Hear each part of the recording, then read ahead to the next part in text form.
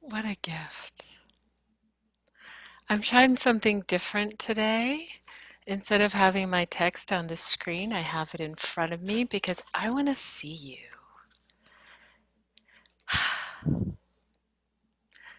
This morning, we've done two important things together.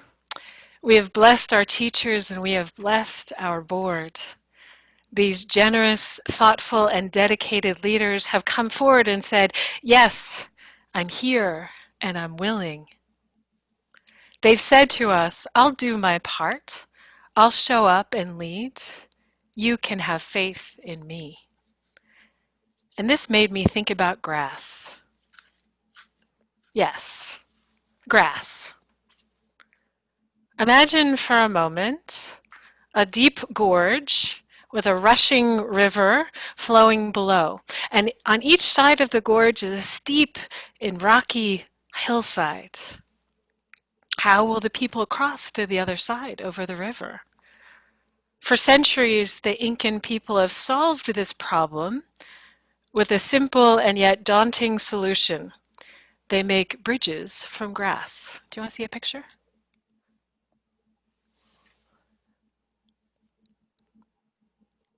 They make bridges from grass. Here's the bridge being made in real time. From grass. Nothing more than the plentiful grass that covers the land. Religious educator Martha Dallas brought me this story. On a special appointed day, people from the Incan communities gather together to collect grass, weave it together into cords, which are twisted to form these long cables, as you saw in the picture. The cables are strung together and then formed into a sturdy bridge, which is strung across the gorge.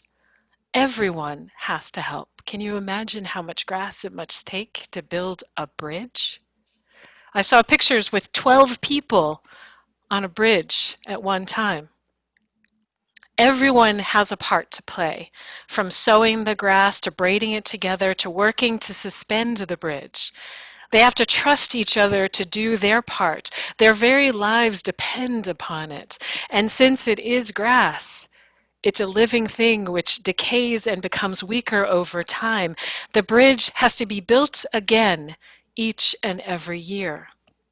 The people have to come together, show up, do their part in order to keep everyone safe, to ensure their way of living, to make a way across that bridge together.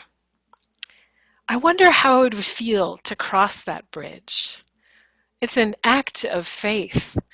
It's saying, I put my faith in you to make a better way for us. I wonder about the person who first thought of how to make a bridge from grass, who said, wait, I know, I have an idea, let's do this. I wonder what it took to get others to listen, to believe, to see in their mind's eye what was possible. I wonder how many times they tried and failed to design a bridge that worked. I wonder who kept the faith that it was possible alive. The ones who said, no, no, no, no, we can make this work. We've got this. Our seventh principle as Unitarian Universalists is that we hold sacred the interdependent web of all of existence. Interdependence means that we are all connected. My lot is bound up in yours. Our ways of being separately reflects the greater whole. We live out our principles and draw from our sources. There's 6 sources. If you're curious, you can Google them. Our second source cites words and deeds of prophetic people which challenge us to confront powers of structures of evil with justice, compassion, and the transforming power of love. In this congregation, we need our teachers, our leaders, our beloved board members to shepherd our children, to guide our way forward to a better tomorrow, to ensure that there will be a better tomorrow for our children and our children's children and so on. We are all saying as people of faith, let's build that grass bridge. And I need you to make that happen. We need each other to push together forward. Which made me think of a now friend of mine. I remember the day that I met Kristen Beck. Anyone recognize that name? Maybe. You might know Kristen. She's the first, and I think now still only, she's a highly decorated Navy SEAL who is transgender. The Navy SEALs are some of the toughest and fiercest warriors on the planet, and Kristen served in the United States Navy for 20 years until she retired in 2011 and came out and began living as a woman in 2013. I went to a screening downtown of the movie about her life called Lady Valor, and it was hosted by the Human Rights Campaign. Her story is breathtaking. The rigorous training and life of a Navy SEAL is no joke. She talks about the struggle of becoming who she is, what she's faced, and what she's lost. The movie Lady Valor and her book, Warrior Princess, are testaments to Kristen's incredible strength and integrity. When the movie ended, the lights came up, and there was Kristen in the theater. I was stunned. I didn't realize that she was actually going to be there at the movie screening. I probably should have read the announcement a little more carefully. The host from HRC, the Human Rights Campaign, introduced Kristen to the audience, and she was gracious enough to answer questions and talk more about her life. I was speechless. Seeing her there in the flesh brought tears to my eyes. For me, Kristen represents someone who is fearless and authentic, living her true self and making a way when the cost is so high and was so high.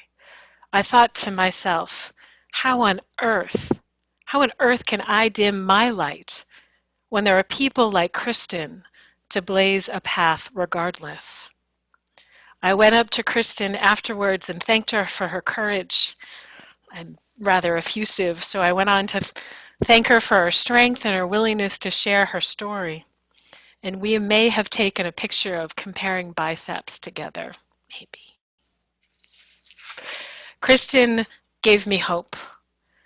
Kristen gave me hope that living a life of integrity and alignment is possible, even when the stakes are daunting. And it's worth it. We all need someone like Kristen in our lives to poke us into being. We all need a prophetic people around us to challenge and push us on. We all need someone like Ruth Bader Ginsburg to call us to our highest selves. Supreme Court Justice Ginsburg, a legal warrior for women's equality and empowerment, and as one journalist wrote, seeing Ginsburg sitting on the nation's highest court brought to me the feeling of possibility. She was so small in stature, but so strong in will. For women and girls, for minorities of all types, for those of us who have ever made someone made this feel less than. The notorious RBG was an inspiration to be a fierce advocate for equality.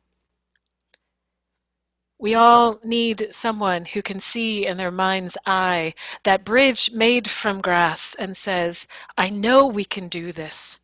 I know because it's the right thing to do for all of us to be better, for all of us to cross to the other side. So my humble challenge to you this week is to look for those who are shining their light, the ones that are renewing your faith in humanity, and see where your story, our story, overlaps with theirs. And figure out for yourself what you can do, or better yet, how you can be to bring some of that energy, some of that light and heart to your life and to your faith. Now we say we are a people of covenant, and we are also a people and a part of a living tradition. And when we talk about the living tradition, it means that each one of us, all of us, creates and co-creates our world and what it means to live as a person of faith. We believe that revelation is not sealed and that it takes your light, it takes my light, it takes our light to shine out into the world to illuminate what is possible.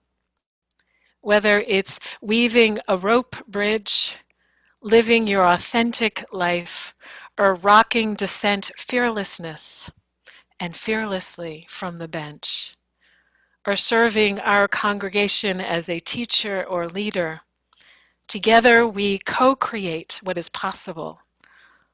Let us embrace what is possible and shine that light. Our world depends on it. Amen.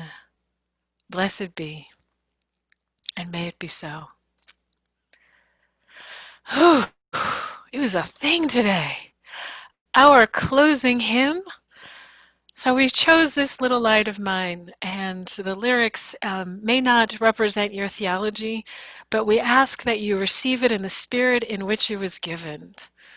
Receive deeply of that call to shine your light as we hear our closing hymn together.